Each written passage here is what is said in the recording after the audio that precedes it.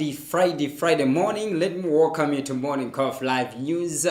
Today on 13th, it should be 14th of February. It should be 30th of February 2026. And my name is Tom Kamanga, Mr. Morning Coffee. And I'm very super excited that I'm here this morning, whereby I have prepared for you lots of news stories, and just stay tuned as we have just started. And let me also take this opportunity to thank Michael Rick Lomio Kazika there at the FCC, for the big work that he's doing this morning. Without much ado, let me first retake you through Time 360 Malawi. Tuone kumene kuti kuli nkhani zotani mwachangu changu, and mwina kungokumbutsana kuti lero ndithu it's a big day for Malawi as the state president Professor Arthur Peter Mutharika akakhalenso nditi akutsegulira ndithu mkumano wa phungu ku nyumba ya malamulo makamaka lero ndithu akhalenso akuchita ndithu deliver sona yake. Anthu ambiri makhala ganiza kuti kodi sona kodi makhala zotani, and sona president akhala kuyankhula zotani, and dziko mwina ndithu mu this financial this period of year kodi boma laika ndithu mfundo zotani, ndondomeko zotani zoti thani ndithu ni mafuto osiyanasiyana amene dziko ndithu likukumana nawo. So lero ndithu yayi President Peter Mutharika 10 o'clock akhali ndithu ali ku nyumba ya malamulo kutsegulira ndithu mkumano menewo wa phungu akunyumba ya malamulo. So lero ndithu yayi tsiku ndithu it's not just an ordinary day kwa dziko lathu lino la Malawi, tsiku ndithu lumelirira mtengo wakutali. So let's look at what we are having on the the Day Times newspaper. All eyes on Sona, mixed views on economy as APM presents first State of Nation address. Nkhani ndithu ndiyo mweyi basi kuti APM akhale apereka ndithu State of Nation address yake Sona, and this is his first Sona since being elected in power on the should be on the 16th September 2025. And nkhani nase kuti court holds 5 MDF generals secondment. And aina kuti creditors shift focus as government borrowing slumps. Pankhani ndithu zina zikutero pamenepa. And mwachidula ndi zimene ndi nkhani zimene zili pa front page ya the Daytime newspaper mutsiku la lero. And tionenso the back page ya the same newspaper nditi pali nkhani zotani. No time to waste. South Africa's Magesi fire John Maduka. Nkhani yake nditi imene kuna kuti John Maduka amene ndithu ni mphunzitsi wa timu ya Magesi. He is a Malawian coach, but he has been fired. He's kanga kuti since naende kumeneko, and team yona kuti pakhali ndithu mwina kulegana pachite ndithu achite part ways. So achita ndithu part ways moteromo. So John Maduka now tikozina kuti nditi mwina akhala kuyangana kuti alowere kuti tsopano. Abasa kuti council opens Malawi Sport Awards voting process. Imeneso ndithu ni nkhani ina imene pamene pa Madinga inspires Zambian club. Free entry for young Scotia's match. Imeneso ndithu nkhani kutero kuti masola amene ndithu the Scotia's young Scotia's mwakhali nawo ndithu akhali aulere, and azalowa aulere ndithu maulere pachipata ndithu chomwe ndithu chaku stadium ya Bingu National Stadium tinacho. So that's about the story, and tionebe ndithu nkhani zinapo kuti zikuti motani pamenepa. And nkhani yambiri imene unena kuti the social cash transfer program SCTP in the district is playing a critical role in lifting vulnerable households out of extreme poverty, with thousands of beneficiaries now able to meet basic needs and rebuild their lives with dignity. Richard Chikayango, 70 years of age, from village head Dion under traditional authority in Sakambekwa, told Time 360 Malawi that the assistance he received between 2018 and 2025 enabled her to educate her 2 children through secondary school, the thing she once thought was impossible. The principal social welfare officer for the program, and Miwe Msisha said the initiative is reducing vulnerability among the elderly, child-headed households, and the people living in difficult conditions. Yeah, she added that many beneficiaries are now able to sustain themselves through small businesses and farming activities. Yeah, at least 19,000 people in the district are currently benefiting from the social cash transfer program. Yeah, so that's about the story. And tionebe ndithu nkhani zinapa zikuti motani mamaka pamene pandithu pa time 360 Malawi ndi pamene ndithu yaitu kuona nkhani zosiyanasiyana zomwe zili pamene pa. And pamene paso nkhani lamene tikhoza kuona pamene pekunena kuti nkhani inasa pekunena kuti mpezi yapa anthu atatu abanja limodzi kwa lipenga mboma la Dowa. Yes, mkulu wa chipatala cha Mponera, yes, Owen Chipewa ati ngozi ndithu yachitika dzulo pamene anthu analipa nyumba yawo, and iwo ati malimuwa ndi mayi Maria Joseph pamodzi ndi ana awo awiri, Sikarioti Petro ndi Jere Petro, ndipo afa atamenyedwa ndi mpezi pomwe kumawaza mvula mderali. Yes, Achipewa ati mmodzi mwa ana amugoneka pa chipatala cha Mponera akamba kuvula, ndipo padakali pano akulandira thandizo la chipatala. Nkhani ndithu yosakhala bwino imene uriya mpezi ndithu kupha. Yes, ndithu anthu atatu abanja limodzi, amayi ndi ana awo awiri. Yes, dzulo limeneli kumene kundithu kuti boma limene la Dowa. So mudzi wa lipenga mboma la Dowa zofetsa chisoni kwambiri. Yes, sometimes we cannot know what is just coming, like the fate which is coming just in few minutes ahead. Sitingatikudziwa kumabe. Yes, singoti Mulungu odzotonthoza ndithu atondoze banja limeneli poluza ndithu anthu atatu at the same time. Si chinthu ndithu chopepuka. Yes, and nganinaso apa ndithu kunena kuti pamene mtsogoleri wa dziko lino apita mtalika kuyembekezeka ndithu kuyankhula ndi anthu ake lero, mzika zina mu mzinda wa Blantyre yafotokoza chiyembekezo chawo kwa mtsogoleriyu.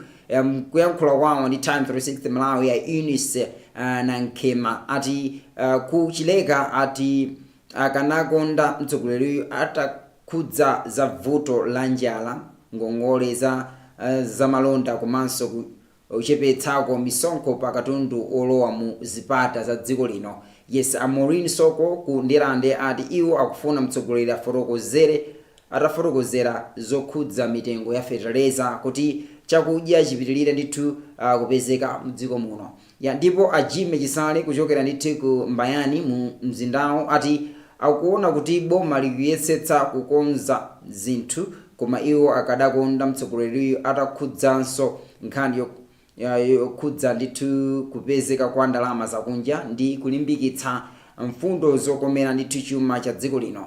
Yes, amuthalika kudzera mwa mlembi wamkulu wa boma alengeza posachedwa pakuti ayankhula ndithu ndi mtundu wa Malawi pamene zinthu zikukhalira mdziko muno. Yes, patatha miyezi pafupifupi 6 chilowereni mboma ndithu nkhani yake ikutero. Yes, anthu ndithu ali ndi izembekezo zosiyanasiyana pamene mtsogoleri wa dziko lino akuyembekeza lero ndithu ayankhule makamaka ndithu ku parliament kumeneko.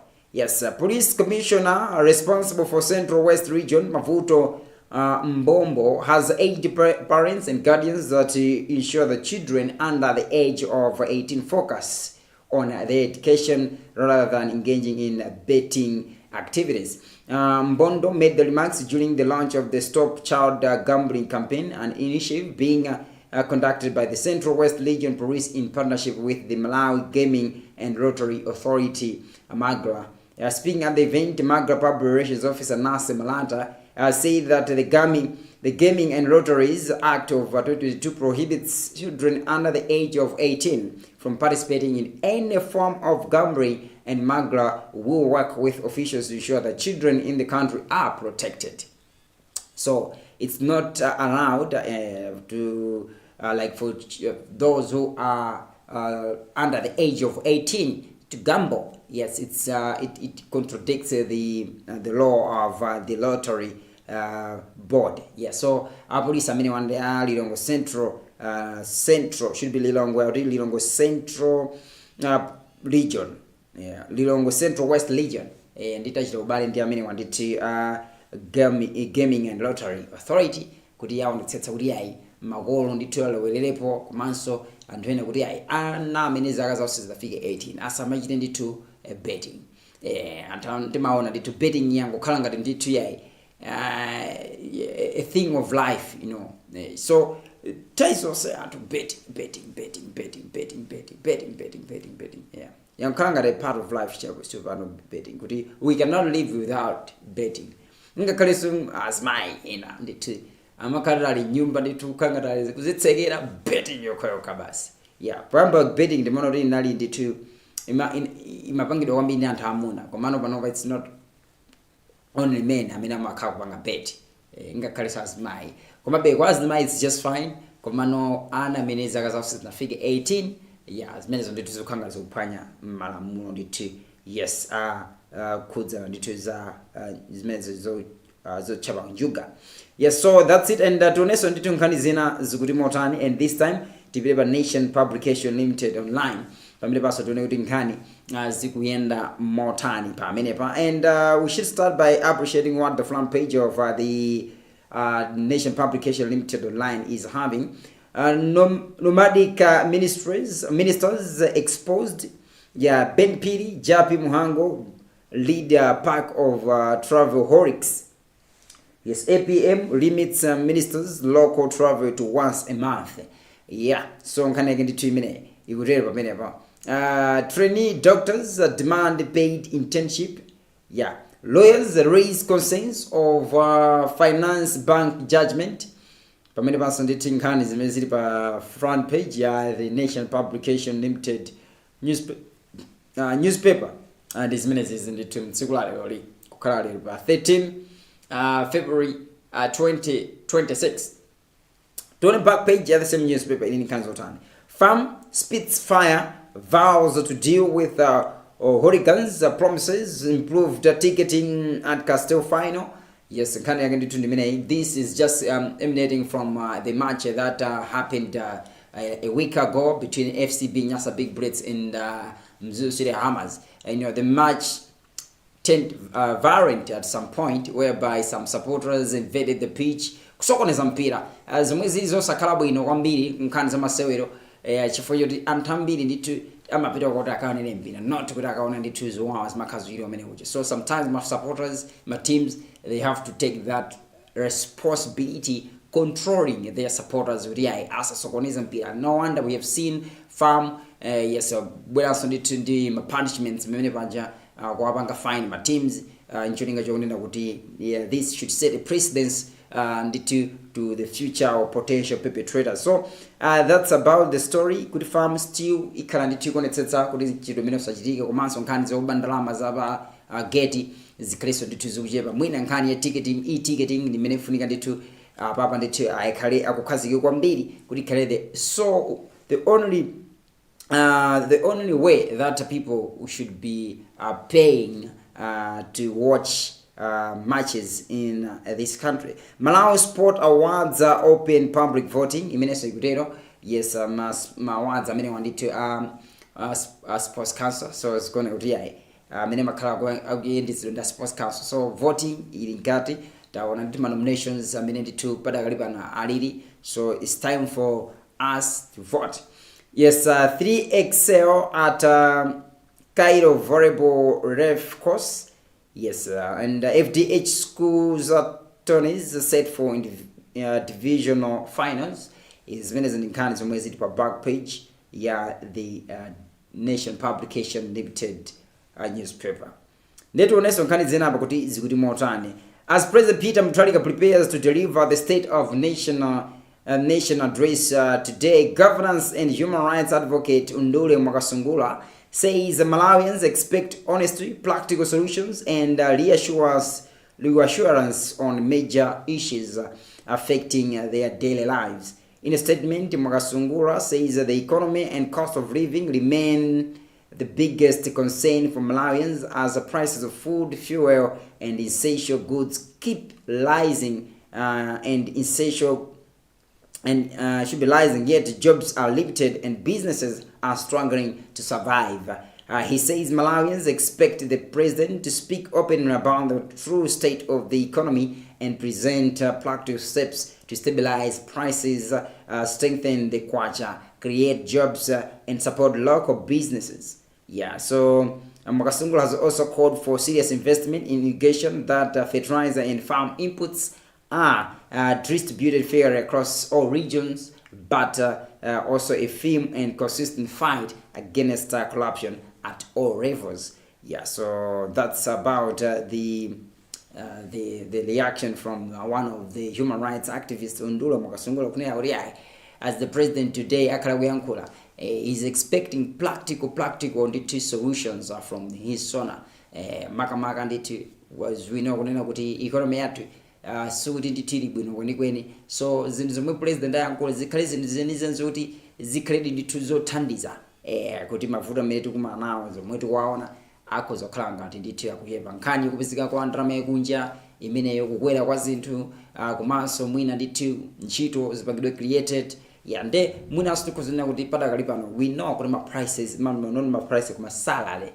ena ndithu tinaona kuti as mbali imodzi ya ma state majors ma salaries ama civil service anapezedwa kuti ndithu anachepetsedwako zilunga zimenezo. So with the economy mayikuyendera and kuchepetsa ma salaries, it's something which we know kuti somehow it's hard for people to really kuti apange survive na bwino. Komabe we believe nena kuti today some of these things ndeti zikakhala ndithu izopangidwa to address, so take kuona kuti zikhale mota not only in the civil service komanso ngakhale ma private sectors kuti boma ikeso ndendo megazita kuti ngakhale ma private sectors when it comes to nkhani ma salaries anthu aziona kuti ikuyenda bwino. For we know the government has all the powers through the Minister of Labor kuti aone ndithu kuti anthu ngakhale nkhani ya ma salaries ma private sectors ikuyenda so bwino achifwa anthu ena moyo akulandira ndalama ngati kuti akulandira ndalama ngati kuti mwina ndithu akukagula ndithu mwina ndithu zinthu kumsika asati kutauni koma kumsika ndalama yoti akukagula zinthu kumsika so mthenga tino kuti zinthu zokuvuta kale, so zinthu zimene zifuna soboma ndithu should come with a deliberate actions kuti ndithu anthu ena ndi naso ndithu yawo has to at least to see ndithu a great relief from the economic burden, economic crisis that the nation is facing. So tikozinayo choncho ndithu paso tone nkhani zina apo kuti zikuti motani and nikuona pa nthawi kanga kuti ikuthamanga kwambiri. Komabe anyway let's try kuti tione kuti tipange motani pamenepa. Akuti polisi mboma la Mwanza akusunga ndithu mchirokosa bambo awiri Eric Gondo azaka 41 ndi Hackstar Chomba azaka 42 oyendetsa basi ya B41 bus service kamba kopezeka ndi chamba opanda chilolezo. Wachiri kwa mneneri wa polisi ya Mwanza Alita Nyilango ati la Mulungu pa 10 February apolisi anatsinidwa kuti ndi akufuna kwabwino kuti basi ya B41 yomwe ndithu nambala yake ndi BT 7093 imene machokera mdziko la South Africa ndi kubwera kuno ku Malawi kudzera pa chipata cha Mwanza imene ndithu imayendetsedwa ndi awiriwa idanyamula chamba. Apolisi atachita ndithu chipikisheni atapeza matumba awiri achamba omwe adabisa malo osungira mafuta a galimoto fuel tank, ndipo adapezanso mapaketi 46 achamba. Afunsidwa za chambacho adavomera kuti ndi chawo. So abambo ndithu awiriwa akuyembekezeka ndithu kukaonekera ku bwalo la milandu ndi kuyankha ndithu milandu yopezeka ndi chamba opanda chilolezo zomwe ndi zosemphana ndi gawo 19 ndithu lamulo la dziko lino. So that's about the story.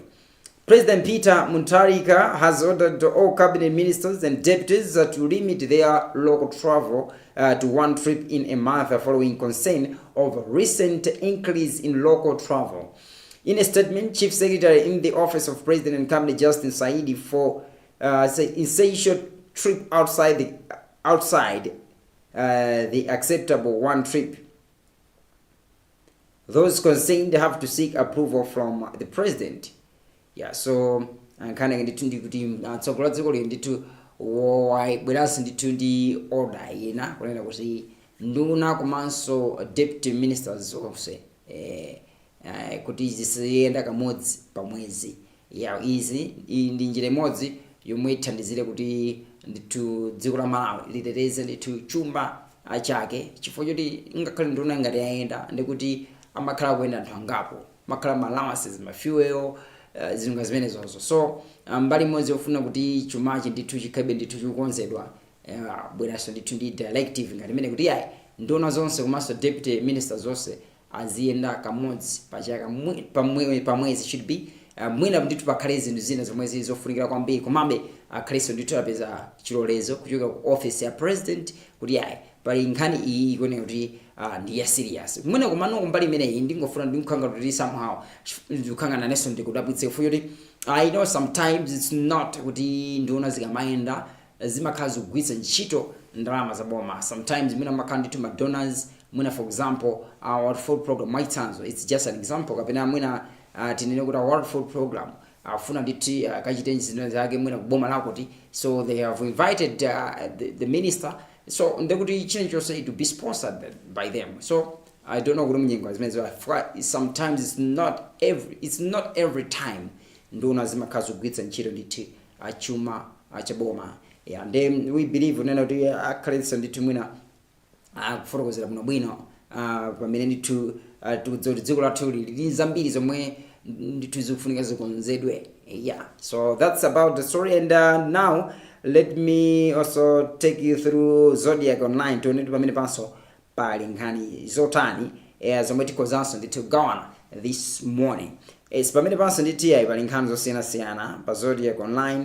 Company ya Malawi Railways 1994 yati ikutolera ndalama zoposera 8 billion kwacha pachaka kuchokera ndithu ku sitima zomwe zumadutsa munjanji za mdziko lino. Yes, ogwirizira udindo wamkulu wa company engineer Francis Magwende wauza Zodiac Online kuti mwachitsanzo sitima za dziko la Mozambique zomwe zimadutsa mdziko lino ndi malasha kuchokera ndithu ku Moatize kupita ku doko la Nakala. Yes, mazilipirisanso ndalama za msonkho. Yeah, so kwatswiri olimbikitsa kuchita zinthu poyera awiri kambwandira wati dziko lino lili ndi kuthekera kopeza ndalama zochuluka kudzera ku njanji ndipo kofunika kuonjezera njanjizi.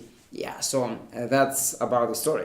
Yeah, kunena kuti dziko la Malawi likupindulanso ndithu ndi maulendo a panjanji akuti ndalama zomwe amatha kuzipeza ndithu pachaka zokwana 8 billion kwacha pachaka zomwe amakhala kutolera ngati msonkho. Yes, and this also should trigger us kuti we should think of now coming with electric trains. Kodi zoteka? Yeah, zoteka. I magetsa kumala kunoku ndochepa mphamvu ma electric trains amafuna magetsa ambiri. No, it's a matter of investment. Investing. Yeah, so mwendamina just ndithu amakhala fast amapengesa so kuti nkhani ntchito za malonda zipite patsogolo. Yeah, so that's about the story. And tionenso nkhani ina pakuti mkulu woyang'anira ndende mchigawo chakumwera wayamikira ndende ya Mwanza kamba kochilimika pa nkhani za malimitwe. Yes, Zacchaeus Malekano Mbawa anena ndithu izi pa mapeto pa kuyendera ndendeyi komanso munda wa chimanga ndi ulimi wa njuchi. Iwo ati anali ndi nkhawa poona ng'amba yomwe inakhudza madera ambiri mchigawo koma mchigawo chokoma ati ndokhutira ndi chimanga ndithu chomwe achiona ndithu mundawo. Yes, so nkhani yake ndimeneyi ndithu ingakhalenso ndende nawonso akhale patsogolo kuchita ndithu maulimi ndekuti ndende zathu sizingamakhala ndi mavuto zakudya yayi zikho zomazidyetsa zokha. I heard ndithu pakalipo kuti abwe ndi initiative imene kuti ndende zathu zithaso zipangira zokha chakudya. We have akaidi mangokhala amakhala tangokhala ngati muja koza magwitsa ntchito then kumakolola chuma like chimanga chochuluka kapena zokolola zochuluka zina nkumadya zinaso nkumagulitsa kuboma mwachoncho ndithu kuti yayi dziko ndithu silingamalephera ndithu silingamanene mavuto joti ya njala kapena ya msokera zakudya mavuto amene akhoza kukhala ndithu a thing of the past. Yeah, so nkhani yake ndithu ikutera pamene pa Zodiac Online. And tionenso nkhani zina apa kuti izikuti motani, and this time around tione nkhani ndithu za msangulutso kuti nkhani za msangulutso pamenepa ndithu zinena kuti chani pamenepa. Ndeti yambire kuona pa zodiac kuti nkhani za msangulutso pamenepa kuti zili motani. Pozindikiraso kuti yayi mu nkhani za msangulutso muzambiriso zikuchitika. Yes, nde pa zodiac pa zikhanga kuti nkhani ya msangulutso mwe tikhoza kugawana pamenepo. Out Prophet Shepherd Bushiri wati chikondi chokhazikika ndi maziko a banja labwino zomwe Mulungu amakondwera nazo ndi kuyika madalitso wake pakati pa anthu omwe ali mchikondi choterechi. Bushiri auza Zodiac Online kuti nthawi zambiri achinyamata akulephera kulandira madalitso wa banja kamba kakusalolerana, kusakhulupirika komanso kupanda masomphenya pomwe agwa mchikondi. Bushiri yankhula izi pamene iwo anali ndi mkazi wawo amene akhala ndithu mlendo olemekezeka ku hotelo ya Kalipano mboma la Dowa kuzachitika ndithu kuzochitika za pa 14 February, tsiku lomwe anthu amene ali mchikondi pa dziko lonse amaonetsa chikondi chawo ndi kugawana mphatso. Padakali pano mkulu woona zofalitsa uthenga ku hotelo iyi Lowani Nyamasauka wati iwo aitana Prophet Bushiri kuti azathe kugawana ndi achinyamata zinthu zoyenera kuchita akagwa mchikondi chomwe chikuyenera ndithu kuwatengera ku malumbiro a banja. So nkhani yake ndithu ndimene as we'll be celebrating Valentine's Day tomorrow. Akuti yayi Prophet Shepherd Bushiri akhaleso titha kupereka ndithu chiphunzitso cha mmene anthu amene akufuna ndithu kulowa mbanja angamakhalire ndithu kapena angamachitire ndicholinga kuti akhale ndithu ndi banja labwino. So that's about the story. Kumene zimene zikachitika ndithu kuli pano hotel kumeneko ndithu tikhuzinena kuti kumponera. Ndione nkhani zina za msangulutso pamenepa ndithu tione pamenepa ndithu pa Time 360 Malawi. Malo okweza chikhalidwe ku ngoni akwanitsa zaka 50 chiwakhazikitsireni. Malowa omwe ali mboma la Dedza anakhazikitsidwa ndi Father Cloud Bocha mchaka cha 1976. Bocha omwe amadziwikanso kuti akisala anamwalira mchaka cha 2024. Father Brendan O'Shea omwe ndithu amadziwikanso kuti angozo ati loweluka akhala akukhazikitsa chifanifani cha achisale. So sikuoneka ndithu achisalewo ndithu chifanifani chawo poti that time anali munthu wokuti amakondokhala pa wheelchair ndithu achiyika ndithu pa wheelchair choncho chidavalanso ndithu zovala zosakitsa zomwe amakondanso kuvala that time pa nthawi imene ali ndi moyo achisale. So that's what chifanifani chomwe chikuonekera. So akhala kukhazikitsa ndithu imenechi mawa kungoni kumeneko. Nkhani za msangulutso ndithu ndi zimene ndithu tikuziona pamenepa. Tionenso nkhani ndithu za masewero kuti zikuyenda motani ponenga ndi nthawi pasiri kumbali yathu yayi. Timu ya Arsenal yakanika kupeza 3 points usiku wa lachinayi pamene yafananitsa mphamvu ndi Brentford 1-1 pa masewero a Premier League omwe akwekwezana pa bwalo la Ntech Community. Arsenal imaona ndithu ngati zikuyenda pamene Non Madueke anasumba mpira ochokera kwa Piero Hincapié pa 61 minutes kuti Gunners azitsogola 1-0. King Ruiz supporter analinganiza ndithu madongosolo a Brentford pamene naye anasomba ndithu kuchokera ku out yomwe inavungidwa mwachikoka pa 71 minutes kuyika masewero wa pa 1-1. Zikuonetsa kuti season iyi ita kukathera pakana kuwaya pamene Arsenal tsopano ikutsogola ndi mapoint anayi okha patsogolo pa Manchester City patatsala ndithu masewero 12 okha kuti ligi ifike kumalechereche. So ngati Arsenal ingapambane EPL ya chaka chino ithetsa chitozo chokhala ndithu zaka 22 osatenga ligi ndipo chidwi chizatembenukira ku Manchester United imene nayo yakhala zaka 14 tsopano osatenga Premier League. So that's about the story. It was really a sad day for Arsenal supporters, Gunners supporter. Amene ndithu tunena kuti with much expectation. We want almost each and every game kuti tizipambana komano ndi tidziro 3 points and inali yovuta kuti Gunners aitenge komabe that's how mpira mene makhalira and ma games alipo ambiri and this season it is not easy kunena kuti tinganene kuti Arsenal kuti ikhozotenga Manchester City ikhozotenga mpikisano udakalipo potengera ma games 12 nambiri tikati Arsenal ma games minatsala nawo ndi ma games sovuta kwambiri ina Chelsea, Spurs, Man City omweyo. Yes, matimu ngana mene wawo ndithawa atsalapo nawonso nditinso Manchester City akhalanso ma games ovuta kwambiri. Arsenal akhala ndi nawonso akhalanso ndi Chelsea akhalanso ndi Aston Villa. So ma games ovuta kwambiri ndi Arsenal mwe so ndikhoza kuona kuti mpikisano ulipo.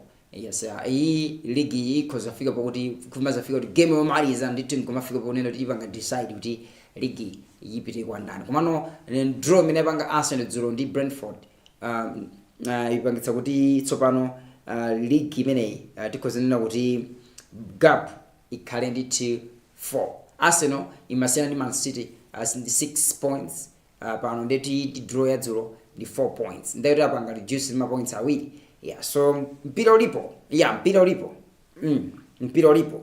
Yes, that's about English Premier League. Imasiyana ndi maligi onse pa dziko lapansi ngati kumalawo kuna team ikhoza kungwamba utsogolo nkumasiya azinzawo kandi 10 points panama katenga ijeni kuma ku England sizimenezo. Kwa Arsenal anali masoro ovutabe kwambiri ngati nenso mmene matsatira masoro mpira potenga Brentford ni mmene kuchitira pa wow it was not an easy game kapena a walk over for Arsenal na tena masoro amene wa Arsenal ikhoza so even kugonja kwa ino kuona 1 point kutengedwa naona kuti at least they really fought to their best. So that's about dzulo. Mikel Arteta nditu kwene udakhale coach amene padakali pano nditu aninkawa kuti zite motani pamene tatsani ma games 12. Timu ya Atletico Madrid yisambula Barcelona poyiso zola nditu zigoli zinayi kwa du mu masewero ndito oyamba ASEAN final ya chiko cha Copa del Rey. Joan Garcia wa zibayeka pa 7 minutes kenako nditi Griezmann kunjezera nda nditu chake pa 14 minutes, Lookman pa 33 minutes, komanso Alvarez na yenso nditu pa 45 point it should be mphindi zonjezera za first half. Yes, so masewero wanditu pa kupangitsa kuti akhale 4-0 pakuthwa nditu pa chigawo choyamba. So zigoli zonse zalowa nditu chigawo choyamba. Yes, so nkhani yake nditu ikutera pamenepo nawonso Atletico Madrid kuipambadza timu ya Barcelona imwe tunaso padakalipani kuchita so bwino masewero ambiri nditu akuchita bwino. Yes, ndi kuapambadza nditu 4-0. So apa yalonetsa kuti ndi Atletico Madrid ya zaka zambuyozi chifukwa Atletico Madrid ndi timu imodzi imene ndi timu akhala nditu yokula mtima kwambiri kama kumana ndi timu zakulu ngati Barcelona, Real Madrid kumana apa amakhanga kuti inaluza ndi 2 touch yake imene timayidziwira Atletico Madrid. So that's about the story and tuone kuti nkhani zina za masewera apa zokuno Malawi tikhoza maliza motani mwachangu zedi potengera kuti ndi nthawi sakukhanga kuti suti ili ndithu kumbali yathu ndetione kuti apasi pali nkhani kuti kaswiri wosewera mpira wakale wa Arsenal Thomas Partey akuzengedwa milandu ina iwiri yogwiririra. Izi zikudza katswiri atazengedwa milandu yogwiririra amayi awiri ndi kuchitira chipongwe mayi wina chaka chatha. Yes, Partey imwe ndi wa zaka 32 tsopano akuyimbidwa milandu ya chiwerewere yokwana 7. Katswiri wa mpirayo yes akaonekera ku bwalo laling'ono la milandu la Westminster pa 13 March chaka chino. Should be nditu March chaka chino kuti bwalo likamve nditu mbali yake. Partey yemwe ndi wa mdziko la Ghana. Yes, anayikana milandu yonse yomwe ankazengedwa mwezi wa September chaka chatha pa bwalo nditu laling'ono la Suffolk Crown ndipo anapatsidwa nditu belo. So amene ndi osewera wakalenso wa Arsenal amene amaithandizira kwambiri timu imene ya Arsenal and zizi namba kuchitika pa nthawi imenenso ndithu amachoka ndithu zimave kuti akuchoka kuti imwe Arsenal ndimene anamba sobweranso nkhani ya milandu yake yozenga loriya yakunganizira nagwirira whatsoever mabe tingamfunira ndithu zabwino zonse osera amene kuti yayi ndithu kumeneko ndithu milandu imene athe kupambana ndithu ni nkhani zimenezi tafikanso ndithu pa mapetopeto kwa zonse zomwe tinakuzeretserani mprogram imene mtsiku la leroli and ndiyamikirenso ndithu nonse amene mwakhala pamene kutitsatira ngakhalenso pa Facebook page pathu GBS Your Family TV ngakhalenso pa YouTube channel chathu GBS Malawi and ndiyamikirenso ndithu mzanga umeneko Lomyo Khazika amenenso amaonetsetsa kuti yayi zonse zikhoza kukhalanso ndithu zikuyenda bwino kumakina kumeneko. Yes, and my programs abwino tidakali now. You don't change the channel. Keep on watching GBS until we meet again with this same program on Monday. My name is Takulandirani. Bye for now.